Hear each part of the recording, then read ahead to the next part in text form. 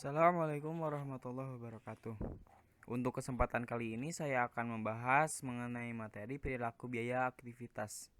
Materi ini merupakan materi dari akuntansi manajemen. Pertama-tama kita akan membahas apa itu perilaku biaya. Istilah umum untuk mendeskripsikan apakah biaya berubah seiring dengan perubahan keluaran. Jadi perilaku biaya ini akan mendeteksi apakah ketika keluaran atau output atau produksi bertambah, maka biayanya akan bertambah. Biaya-biaya bereaksi pada perubahan keluaran-keluaran dengan berbagai cara. Nah, pembahasan mengenai hal ini akan dibahas di slide selanjutnya. Ada dasar-dasar perilaku biaya. Yang pertama adalah biaya tetap, yaitu biaya yang jumlahnya tetap sama ketika keluaran atau output berubah. Artinya akan tetap konstan dalam rentang yang relevan ketika tingkat output aktivitas berubah. Jadi biaya tetap ini adalah biaya yang nilainya tetap dalam rentang output atau produksi. Selanjutnya ada biaya variabel atau variable cost. Adalah biaya yang dalam jumlah keseluruhan bervariasi secara proporsional terhadap perubahan output. Jadi maksudnya di sini adalah biaya itu akan berubah seiring bertambahnya produksi. Misalnya nilai-nilai produksi akan bertambah kalau volume produksi bertambah. Yang terakhir adalah biaya campuran atau mixed cost, yaitu biaya yang memiliki komponen tetap dan variabel. Nah, inilah yang menjadi masalah dalam perilaku biaya. Mengapa? Karena dalam biaya campuran ini ada biaya tetap dan juga biaya variabel. Itulah yang akan nanti dipisahkan. Selanjutnya klasifikasi biaya sesuai dengan perilakunya. Jadi klasifikasi biaya ini bisa diklasifikasikan menjadi dua, yaitu batasan waktunya, di mana menurut ilmu ekonomi kalau jangka panjang atau long run semua biaya adalah variabel, tapi jika dalam jangka pendek paling tidak ada satu biaya yaitu tetap. Jadi kalau jangka panjang diasumsikan itu adalah variabel, tapi kalau jangka pendek paling tidak ada satu biaya tetap. Nah, jika berdasarkan sumber daya dan ukuran keluaran, setiap aktivitas memerlukan sumber daya untuk menyelesaikan tugas yang harus dilakukan. Sumber daya dapat meliputi bahan baku, energi atau bahan bakar, tenaga kerja, dan modal. Masukan-masukan ini digabungkan untuk memproduksi suatu keluaran. Kemudian ada model perilaku biaya. Dalam model perilaku biaya ini ada beberapa hal dan juga langkah. Yang pertama, masukan yaitu berupa bahan baku, energi, tenaga kerja, dan modal digabung untuk memproduksi suatu keluaran. Misalnya kita melakukan aktivitas memindahkan bahan baku, maka keluaran dari aktivitas ini adalah bahan baku yang dipindahkan.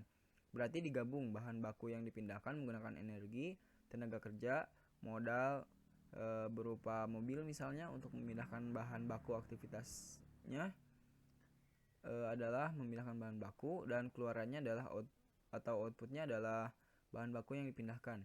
Nah, semakin banyak perpindahan yang dilakukan, maka semakin tinggi biaya yang dikeluarkan. Itulah yang akan diteliti pada perilaku biaya aktivitas ini. Kemudian ada metode untuk memisahkan biaya campuran. Yang pertama ada metode tinggi rendah atau high low method. High low method yaitu suatu metode untuk menentukan persamaan suatu garis lurus dengan terlebih dahulu memilih dua titik tinggi dan titik rendah, yang akan digunakan untuk menghitung parameter perpotongan adalah dan kemiringan. Titik tinggi didefinisikan sebagai titik dengan tingkat keluaran atau aktivitas tertinggi, dan titik rendah didefinisikan sebagai titik dengan tingkat keluaran atau aktivitas terendah. Yang kedua ada metode scatter plot, yaitu metode yang menentukan persamaan suatu garis dengan menggambarkan data dalam suatu grafik. Langkah pertama dalam menerapkan metode scatter plot adalah menggambarkan titik-titik data sehingga hubungan antara biaya penyentelan dan tingkat aktivitas dapat terlihat. Keunggulan signifikan dari metode scatter plot adalah memungkinkan kita untuk melihat data secara visual. Kelemahan metode ini yaitu tidak adanya kriteria objektif untuk memilih garis terbaik. Kemudian ada metode kuadrat terkecil. Metode kuadrat terkecil menguadratkan setiap deviasi dan menjumlahkan deviasi yang dikuadratkan tersebut sebagai ukuran kedekatan keseluruhan.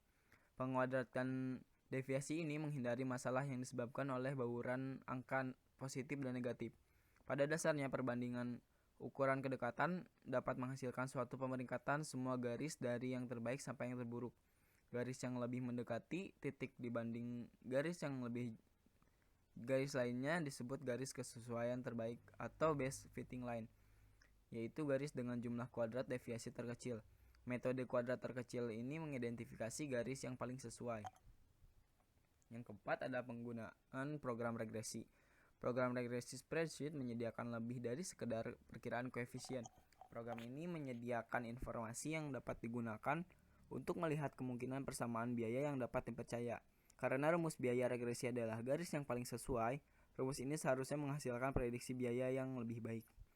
Jika terdapat dua atau lebih variabel bebas, metode tinggi rendah dan scatterplot tidak dapat digunakan. Untungnya, perluasan metode kuadrat terkecil dapat dilakukan secara langsung. Jika kuadrat terkecil digunakan untuk membuat suatu persamaan yang melibatkan dua atau variabel lebih variabel penjelas, metodenya disebut regresi berganda atau multiple regression. Kemudian ada penilaian manajerial. Banyak manajer menggunakan pengalaman dan observasi terhadap hubungan biaya pada masa lampau untuk menentukan biaya tetap dan variabel. Yang pertama, beberapa manajer menentukan biaya aktivitas tertentu menjadi kategori tetap dan lainnya menjadi kategori variabel tanpa menghiraukan kemungkinan biaya campuran. Yang kedua, manajemen mengidentifikasi biaya campuran dan membagi biaya tersebut ke dalam komponen tetap dan variabel. Yang ketiga, manajemen menggunakan pengalaman dan pertimbangan mereka untuk memperbaiki hasil estimasi statistik. Keunggulan dari penggunaan pertimbangan manajerial untuk memisahkan biaya tetap dan variabel terletak pada kesederhanaannya. Saat manajer memiliki pengetahuan yang mendalam tentang perusahaan dan pola biayanya, metode ini dapat memberikan hasil yang baik.